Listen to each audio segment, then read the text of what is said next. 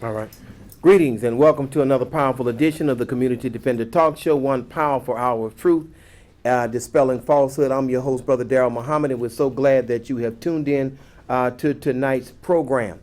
And of course, we have a very powerful show planned for you. We have a very important guest, a very courageous guest on the program that, of course, is going to tell you a story that we all need to hear.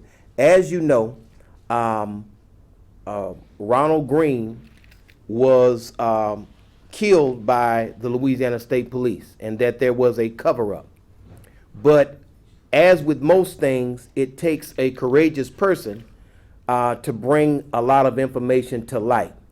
As I was taught at the mosque, that nothing happens unless somebody makes a sacrifice. And so today we have on our program Brother Carl Cavelier, who is that someone that made a sacrifice in coming forward with this information. And of course, it's been in the news that he was terminated from the Louisiana State Police for supposedly violating policy, while those people involved in the cover-up and involved in the killing still remain on the force. So we wanted our brother to come on, who is very articulate, and tell us this story. And I want everybody to pay significant attention to what our brother has to say. I want to thank you, of course, for coming on, Brother Carl Cavalier. And if you would, I guess you can just get into what it was that that happened, and then what made you take the actions that you did to bring this to light, so that we all, after all these years, now know the truth. Yeah. Well, thank y'all for having me on. Well, first of all, we know by now that May of 2019, Ronald Green was murdered by Louisiana State troopers. Originally, they blamed it on a car crash, a car wreck. They told his family, Miss Mona Harden, and the rest of the family, that he had died in a car crash. And initially, there was no video or anything like that related to this crash or anything. So after feeling like something wouldn't add it up, the family went and try to dig a little more, ask more questions and things like that. Well, I caught wind of all of this in 2020. So about a year later, I was in New Orleans on a detail, on the COVID-19 detail, and I overheard another investigator who was initially signed to the case, overheard him talking about the video and how gruesome it was.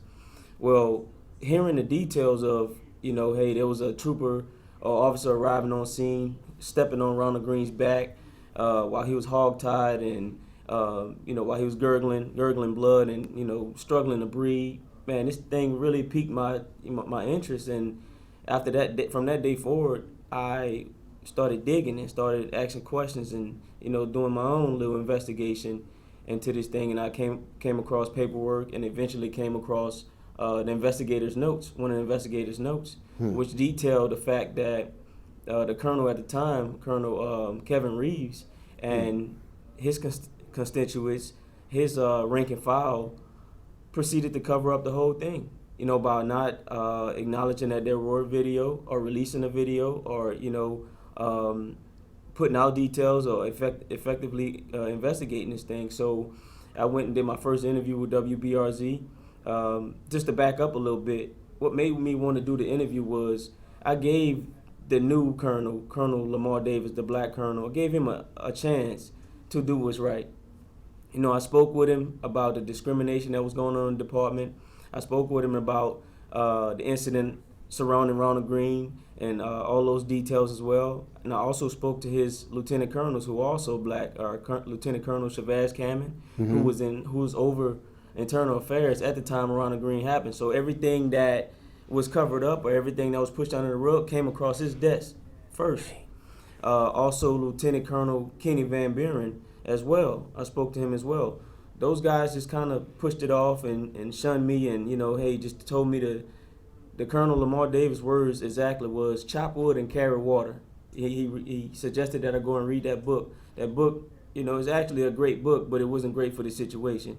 To sit back and relax and don't, pretty much don't take any actions, and don't, in his words, try to speak up for everybody. Speak for yourself and don't try to speak for everyone. So I gave him, a month or two, but I also gave him my word that if nothing meaningful was done about this situation, any of these situations, I was going to speak out again. So I did an interview with WBRZ, Chris Nakamoto, detailing all the things that was, being covered up. So we're here now. At that time, I was preaching and sending out emails and trying to get people to listen and say, hey, man, this thing is bigger than state police as well. The governor knows about this. The governor was giving a commencement speech at a historically black college in the same area, around the Green incident happening. So I knew he knew about it, because you can't stomp your toe at state police without the governor knowing about it. But here we are today. No one was believing me back then, but here we are today with text messages proving that the governor knew more than what he led on to knowing. So we're here today, and I'm glad that everyone is seeing the text messages. Everyone is seeing that different people had their hands in this thing. Also, we have the black politicians, of the Black Caucus. We've seen the text messages of Ted James. We've seen the text messages of a few other people, things related to Katrina Jackson. And it's just all coming to light.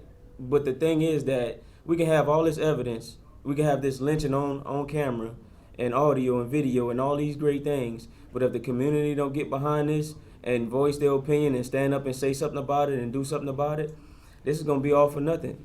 The governor, state police is going to pay off the family. I'm going to tell you, what history knows. The governor, state police is going to pay off the family. Family goes away, to be quiet. But I know this family.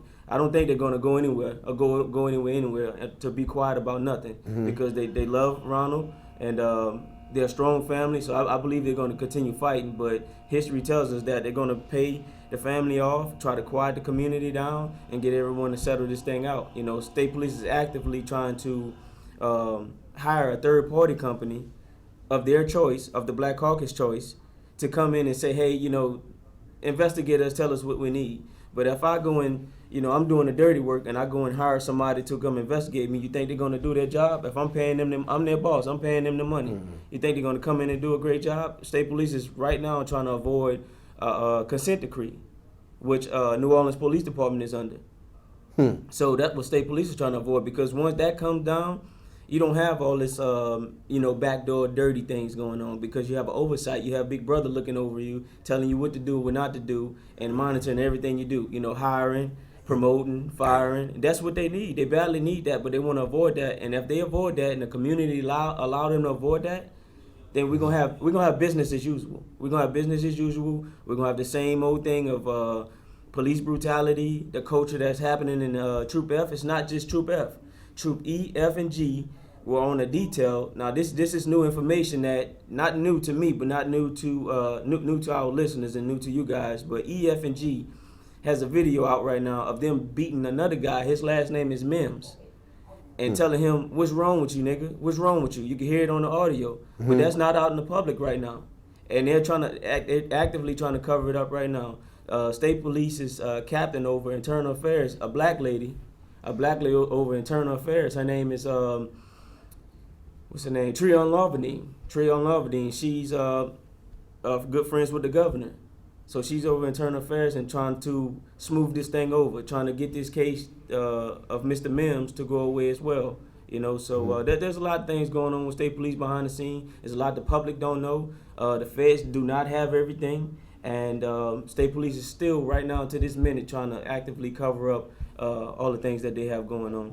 Man, and for decades, our people struggled for the right to vote, struggled to get black people in position, struggled to get black principals, black police officers, because the idea was that they would bring a new mindset to it, and that they would govern differently than the racist people who had held these positions before. And for me, being a part of the struggle actively, it pains me to see some of our people who are in positions of authority, who are in positions of power, just kind of buckle and help to cover up a racist murder of their own people. And so if you overheard something, and you're one trooper, if you overheard something, surely other people of our persuasion have overheard things as well. Thank you. And then you said everything of the entire cover up had to go across these individuals' desks. So what do you think it is that's motivating them or closing down their motivation to do the right thing? Because we all struggle. My grandmother, my father, my family struggled to get certain of us in certain positions where it would be acceptable for us to be in a leadership position so we could get a different result from the government. You see what I'm saying? Yes. So where, what do you think is going on that they are so callous toward the interests of their own people? I mean, how can you? It's not what I think, it's what I know and what I can prove. So the guy I mentioned, Lieutenant Colonel Chavez Cameron, who was a black guy from New Orleans, 2019 he was the captain over internal affairs, as I said. So now he's promoted to lieutenant colonel. So I don't have to say no more after that. And a bunch of these guys involved with this case have been promoted to captain, to lieutenant colonel, to major, to different things like that. So they want these six-figure salaries, but they're willing to, put the community's welfare, in jeopardy to get these six-figure salaries. Chavez Cameron told me himself in the text messages I still have in my phone, hey man, you got to play the game, before you jump out there. Now this was 2018 when I spoke up, on a separate occasion. Oh, you got to play the game. You got to know how to deal with these people. You got to lay low, and it's just chess, not checkers. The famous saying, But how long do we have to play the game? How long should we play the game? And at the detriment of our community. So the promotions and things like that. I have a black lieutenant who was once, I looked at him as a mentor. When I started speaking up, he was like, man, why are you doing that? I said, it's obvious why I'm doing that. He told me in the text message I still have in my phone, man, you were on your way up. All you had to do is, keep quiet, shut your mouth. You was on the way up. You did this to yourself. I did what to myself? A black man died. Even if he wasn't black, a man died and it was murdered at the hands of state police. Whether he was black, white, whatever, purple, whatever. A man died, and I just can't sleep at night knowing what I know and just go about my business as usual just because I want to be promoted.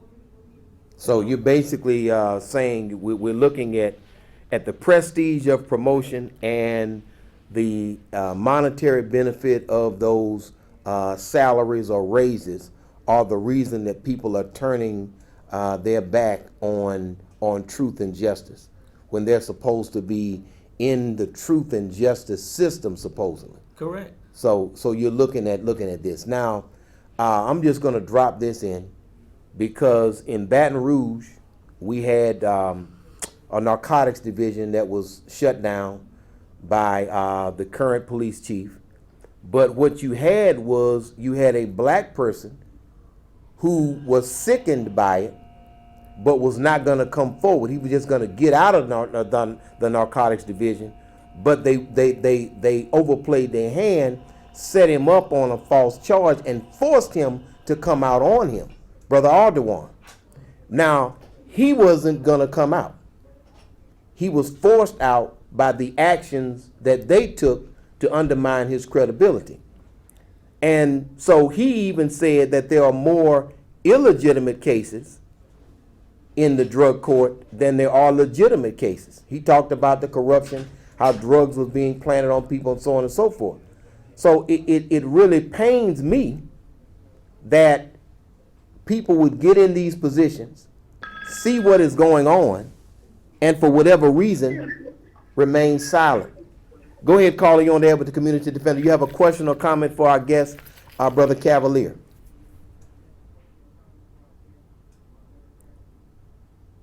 Go ahead, caller. Okay, I guess we lost that caller. You can go ahead and call back. And I call him Brother Cavelier because he's actually showing that he is a brother, showing that he is a human being by bringing the truth out at great cost to himself. Because there's always a cost to speaking the truth. Go ahead, caller. Yes, thank you so very much. A very enlightening program. Brother Garrett, Mr. Cavalier, we want to thank you for standing up for the truth. We praise you. We feel and we know that you are definitely a soldier that's fighting corruptness in the state of Louisiana, particularly at our highest office. I want to know, as a community, what can we do to help you, because you got five. What can we do to try to help out, sir? Well, I appreciate you first of all. Thank you for your comments. I appreciate that. I have a GoFundMe account up right now called Cavalier's Legal Defense Fund. And that's to help me pay my attorney, of course, help me to continue to follow through with my lawsuit. You know, to get in the pursuit of getting my job back and receiving all the monies back that they took away from me. So that's the first thing. Carl Cavalier's Legal Defense Fund. You guys donate what you can. If you can't donate nothing at all, then I appreciate a prayer. I appreciate a prayer. Absolutely, and of course that's real. Expenses are real. Attorneys, even the best attorney can't work for free. You know, especially if you got a family. You know, so even people say, well, why does the attorney need the money? The attorney got children too, and a house note and whatnot. You understand? So everything is real. Go ahead, caller. You're on the air with the community defender. You have a question for our guest. Yeah, Carl, Cavalier, commend you for what you've been doing. But look, you didn't mention the Black Caucus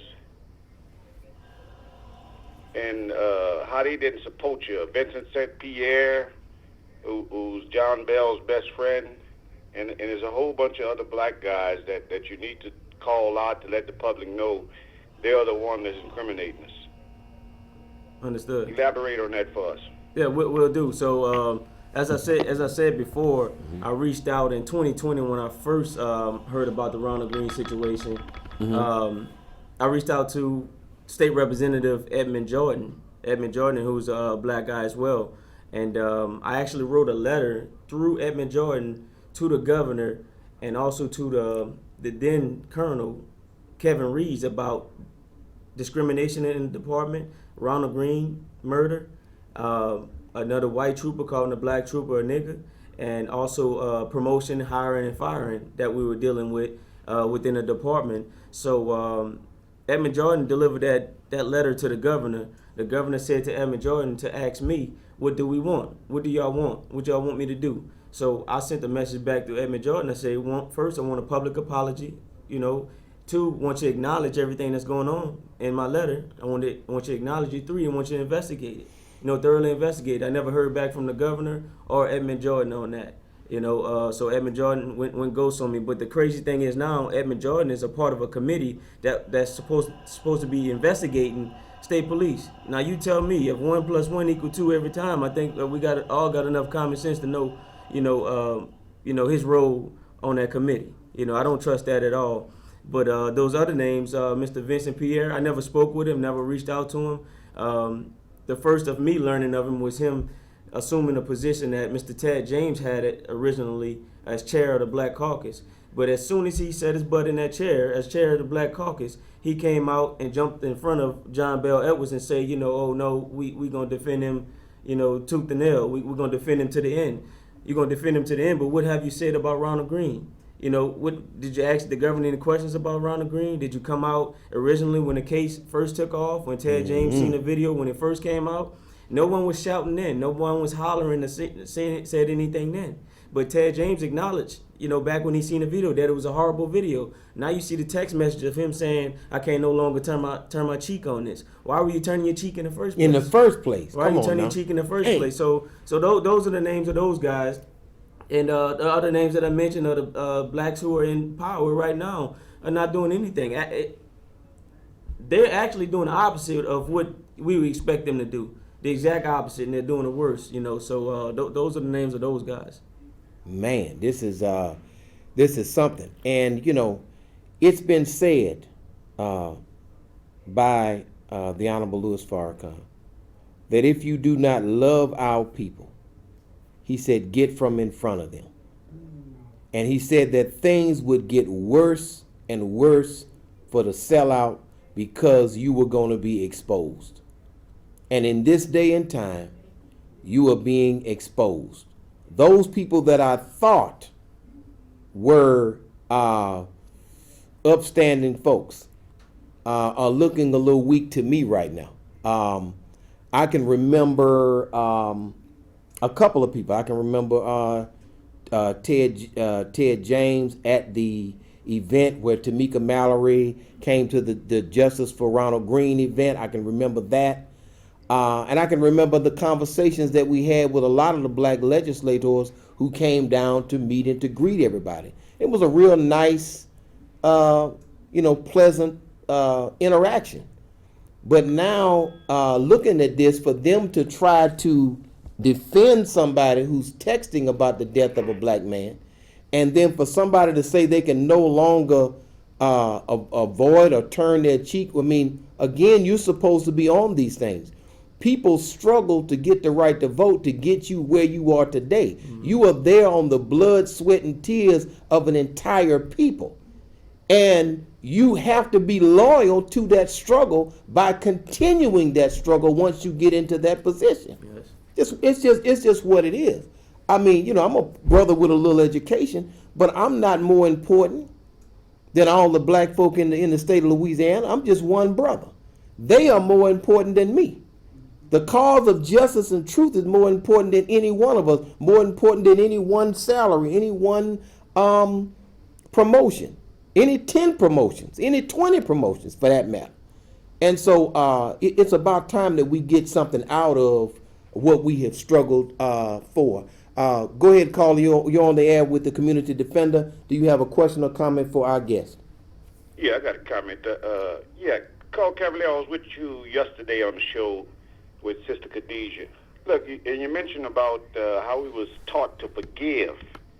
And the thing is that we done been taught how to forgive so much till we forget how to remember the repass of everything they do to us by hiring the blacks to incriminate the blacks.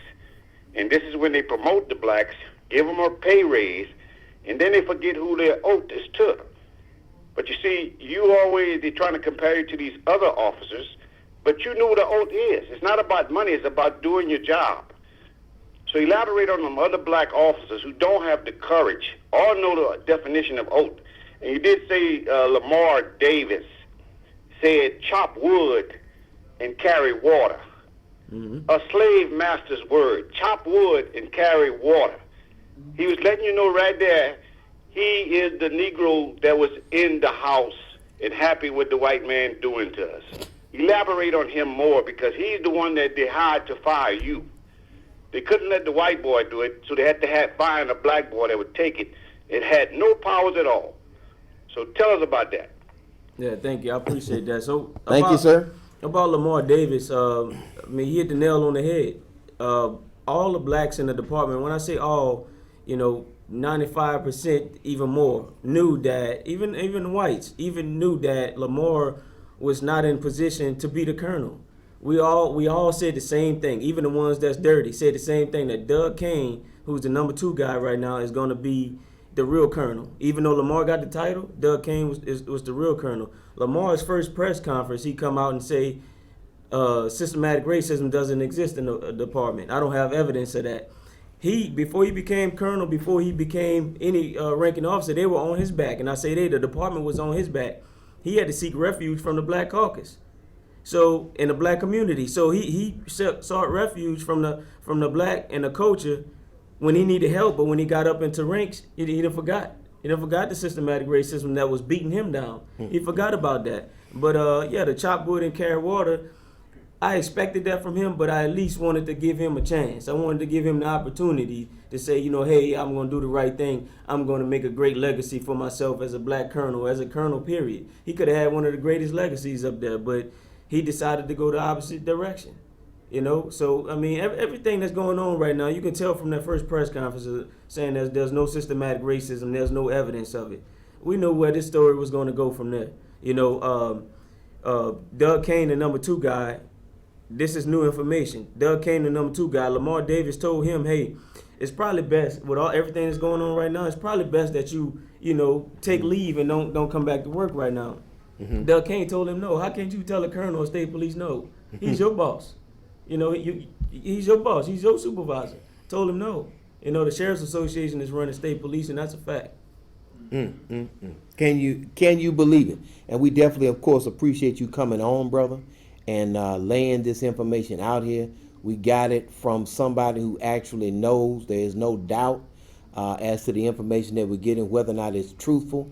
And this has unleashed really a firestorm that we just have to make sure we keep going. As you said beforehand, before we got on air, that they're going to try to cover it up, that they are hoping that the story dies down. Yes. It's up to all of us to make sure that this story does not die down. And once we post this program, we're going to post it on a couple of platforms. It's up to everybody to push it out there, and we need to discuss it. We, of course, have a graphic of Ronald Green, who was mercilessly murdered at the hands of people who are charged with serving and protecting. And we just have to keep the heat on, as we have with other stories and other issues, going all the way back to the Jenna 6, which was started and named so on this program. Go ahead, caller, you on there with the community defender. How y'all doing, man? We're doing excellent, sir. Let me turn the volume up on you. Go ahead, sir. Oh, yeah, that's what you mean. Hey, you know, you get some of these black folks in office, and it's sort of like that they as useless as you rubbing a steak on the outside of a hungry man's stomach. You know what I'm saying? They forget where they come from, and they don't want to buck the system. You see, if they buck the system, then they're scared if they're going to lose something. See, like the guy you got right there, police, he has what you call pride in being white. Not black or white. He got pride in being white. And when you got people like that, you got to get rid of him. See, that guy next to you, they're going to call him crazy. They're going to say his mental state is off. It happened to a police in California the same way. When he spoke up against what's going on, then they called him crazy. So, guy that's right there by you, hey man, I appreciate you and I applaud you, because not too many going to do what you're doing. Thank you. And I thank you. Thank you. Absolutely. And we definitely appreciate you calling in, caller.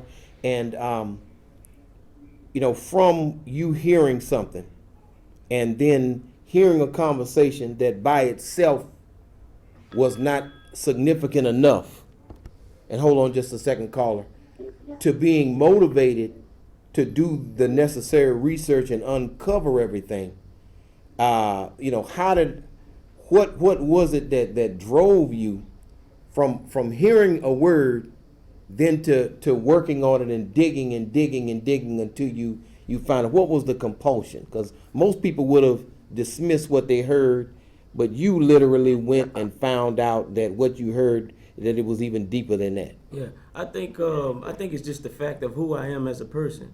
You know, before we come into law enforcement and before we come into wherever, if you're not a man or a woman before you get there, you're gonna be whatever they make you to be. You're gonna be whatever, because the academy is designed to break you down. It's like the military, break you down, whatever you know or you think you know, and instill in whatever they want you to know. You know, that's the way that works. But if you're not a man or woman before you get there, you don't know yourself before you get there, then you're gonna be whatever they want you to be. Now, to answer your question, this person I am right now, I was this person before I got to state police. So I wasn't gonna stop being that person because I put on a uniform. I am who I am. And like the caller say, I'm just on the side of right. You know, if it was a white man getting beat, I'd say the same thing. But it's just a compounding effect that is a black man, a man that looks like me, looks like my family. And I know that, you know, blacks in this country be getting the shitty end of the stick for forever now. So, you know, to answer your question, Dang. I don't think it was anything to just one thing that just compelled me to come forward. But a man lost his life, and everyone around me, you know, seemed to be okay with it, seemed to be all right with it. So I had to come forward and I had to go dig for more information. And the crazy thing about it is I have white guys behind me right now that send me information, you know, tell me things that's behind the scene, because they're tired of it too. They're tired of it too. You know, whether we want to believe it or not, there's white guys pushing me information just as much as I would say more so than there's black guys pushing me information. You know, so and that's not to play the race issue, but we got to call it what it is. Call a spade a spade. This is a racial problem within state police. There's a racist problem within Louisiana. You know, and the responsibility is just as much on the governor and all the politicians, black, white, whatever. It's just as much as on the citizens as well. We can't just take this land down, because if we do, we just saying we okay with dying. We okay with being murdered. We okay with that. Just give us a little money, rub a little salt on it, and we'll be all right. You know. So So basically, what you were saying, excuse me, is that it everything emanated from the kind of character that you have and that you decided to exhibit. It was really about who you are as a man. That the reason that you continued to dig and to bring this thing to light, and so that now not only a city or a state knows the truth, but now the entire world knows the truth of what happened based upon your actions. Exactly. That's exactly what I'm saying. I couldn't go home at night and sleep well at night knowing I knew these things. I couldn't go home and trying to teach my little boys, like, hey man, men don't do this, men don't do that. You're supposed to do this as a man, do that as a man. I can't tell that to my little boys knowing I know some foul information like that. Now look at the flip side of it. There's more black troopers within state police who going home and teaching their boys supposedly how to be a man. What kind of man are you teaching them to be? So what kind of man are you teaching them to be? Man. Go ahead, caller. You on there with the community defender. You have a question or comment for our guest? I have a comment, and I want to thank y'all so much for the most powerful show in existence.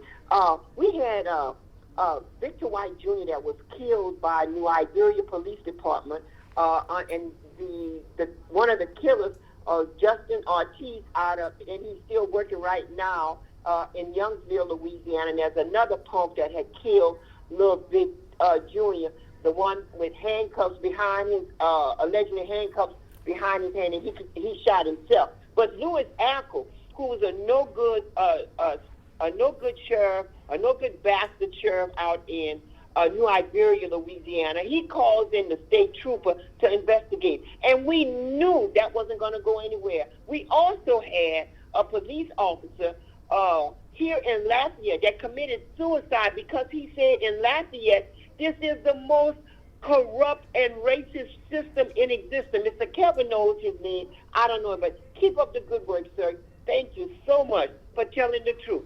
Thank you. I appreciate you. And I wanted to ask something else of you, and that is the revelation by the head of the state police, the figurehead, I guess, of the state police, that phones had been wiped in the middle of investigations. Can you speak to that? Because he came, and I was wondering why he came and made the statement that phones were wiped, and then tried to defend it as something that would protect the officer in some kind of way. He seemed to be a little discombobulated about it.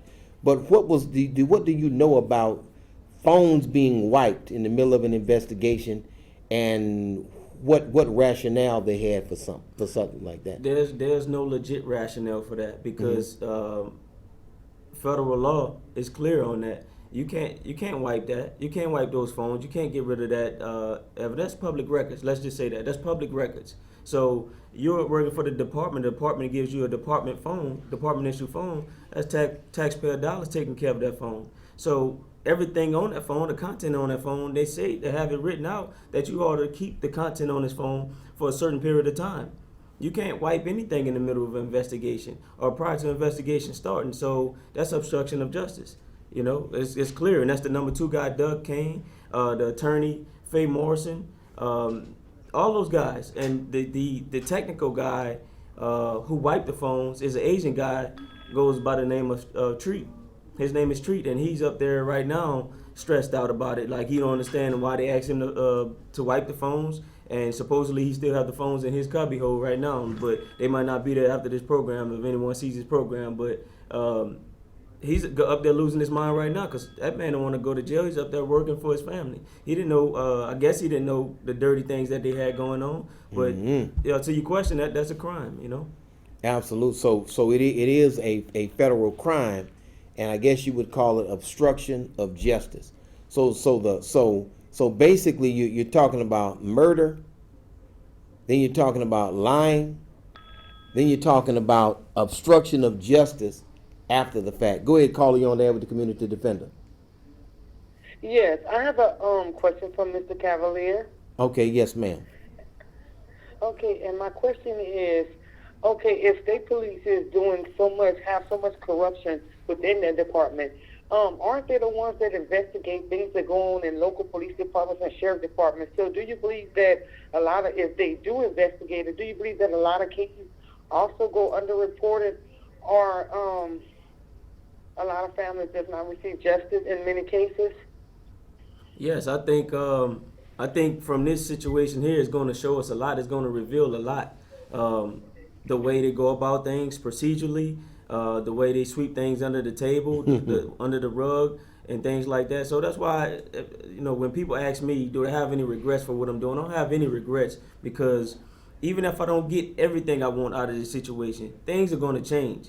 Change is inevitable. We can't stop that from happening. So whether it's just a little change or a lot of change, that's going to be dependent on us as a community, if we push this thing forward, and how far and how hard we push this thing. So to answer your question, yes, there's a lot of things that's going to come to light.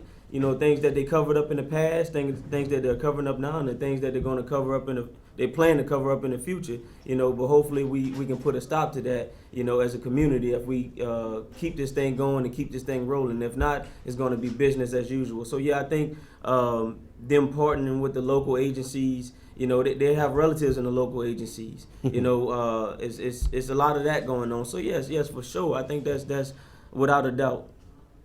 Man, and so much over the years has been turned over to the Louisiana State Police to investigate, so on and so forth. So much of that. Did you need it? That's fine. Okay. Yes. Okay. Good. So we want to make sure our guest is properly hydrated.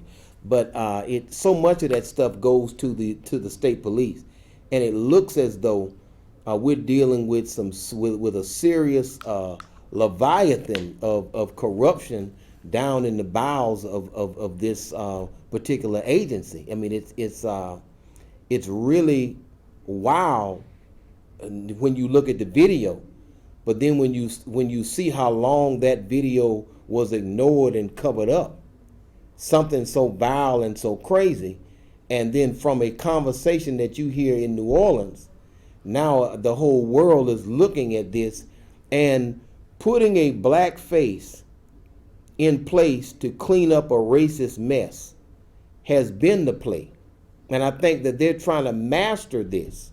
They're trying to master this play of putting color on wickedness to shield us from the wickedness. Now, when you look at the the Louisiana Legislative Black Caucus, and them siding with the system against their people, what they're depending on is for us to stay ignorant, for us not to call them out, for us not to deal with them. And then now you see other people, they've gone on to the Biden administration.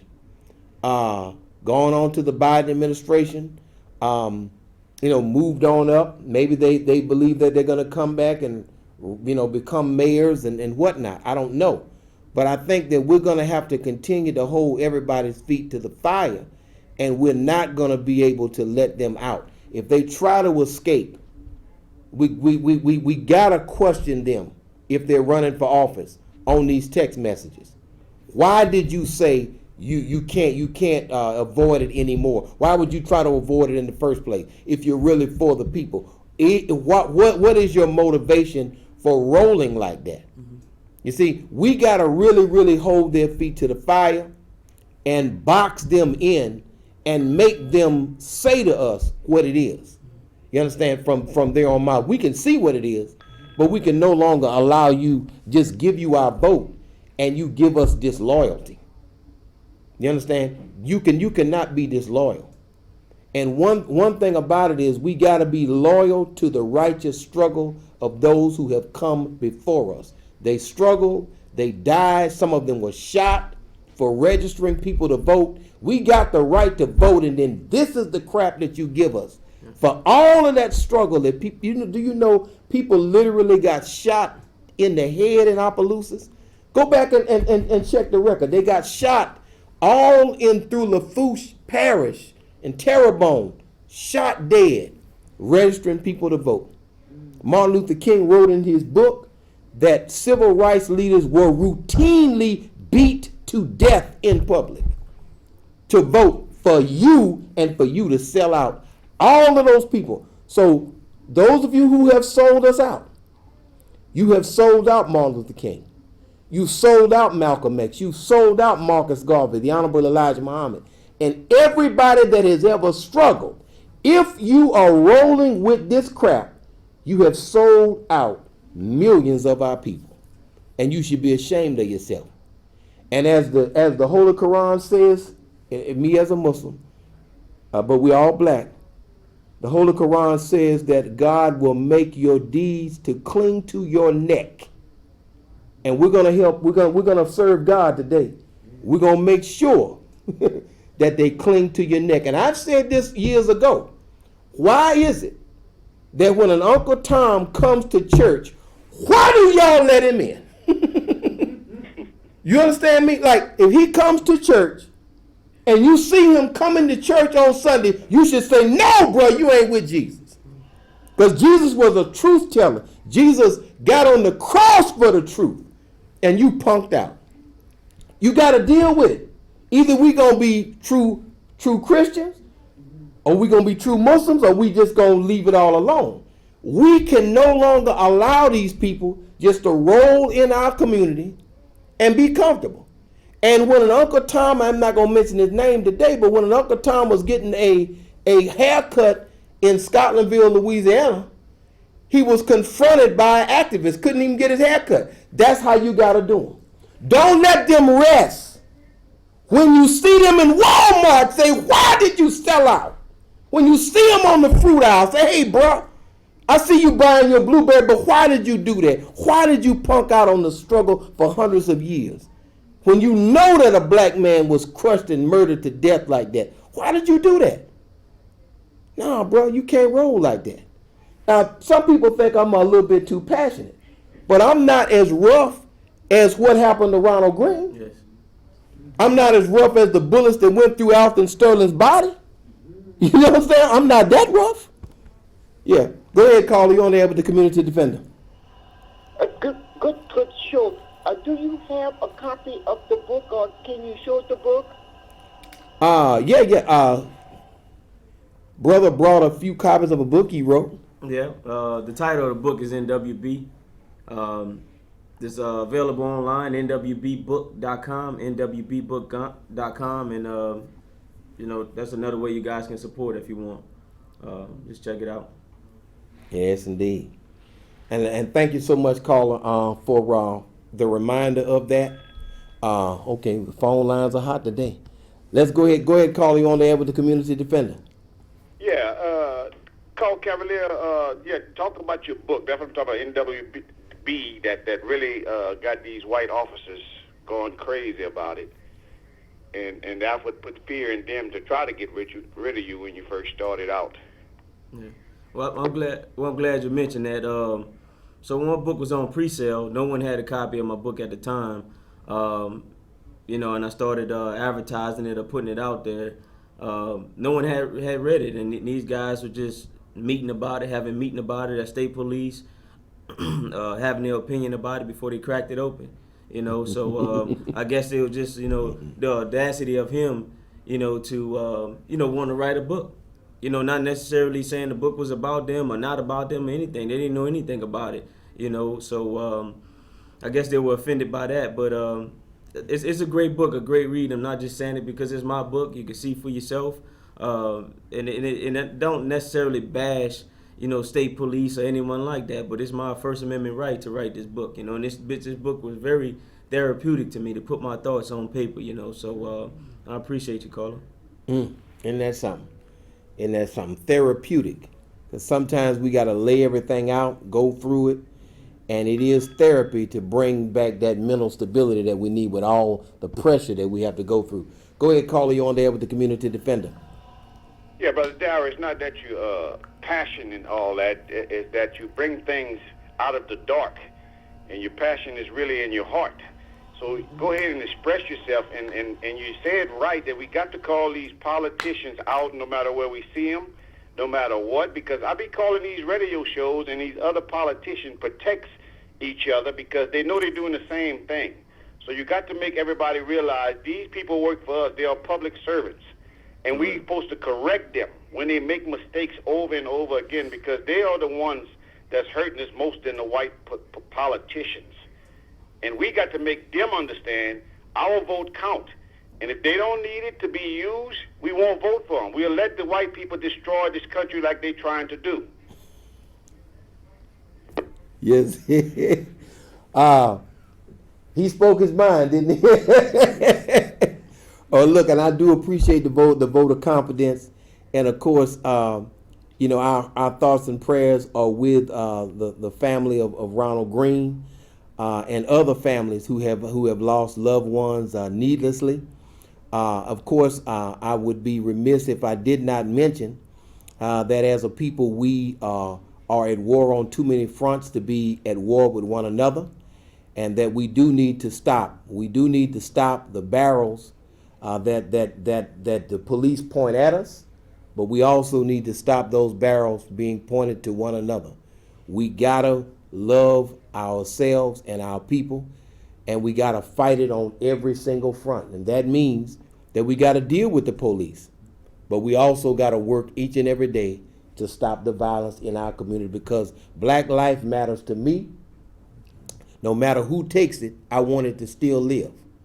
You understand? So if I'm beat to death by a Louisiana state trooper, as I have been pulled over and had a gun put to my head by law enforcement, I still will be just as dead no matter what color of the hand that pulled the trigger.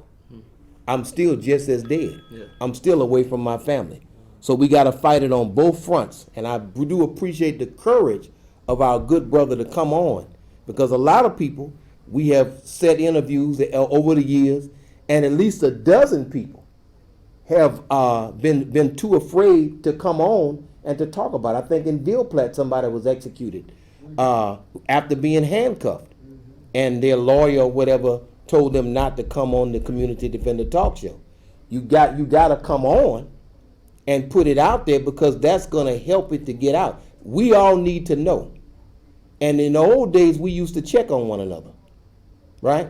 So the way we find out how one another is doing is through mediums like this. We got to check on one another. We got to know what's going on with one another. Go ahead, call you on there with the Community Defender. Yeah, while we're talking about so-called leaders, let's not forget the NAACP, who dropped the ball with Trayford Pellerin murdering, and DA Don Landry and his grand jury friends, who refused to prosecute these three murderers who still have their job, and I don't see nobody protesting against that. And the thing that you're talking about with talking about black-on-black crime, we got to stop talking about the symptoms and start talking about the causes, because it's the system that causes the symptoms to the blacks to want to destroy one another. That's what we got to keep talking about too, because we are tired of saying the symptoms. We know the causes. It's the system that makes the laws against the black children and black families that makes them want to destroy themselves when they see white cops getting away with murder and then becoming heroes, and people that call Cavelier becoming made a villain, and the blacks letting them do this. We're gonna make sure all of them out. We are the only one that can save them. That's right. We're gonna make sure that he is not known as a villain.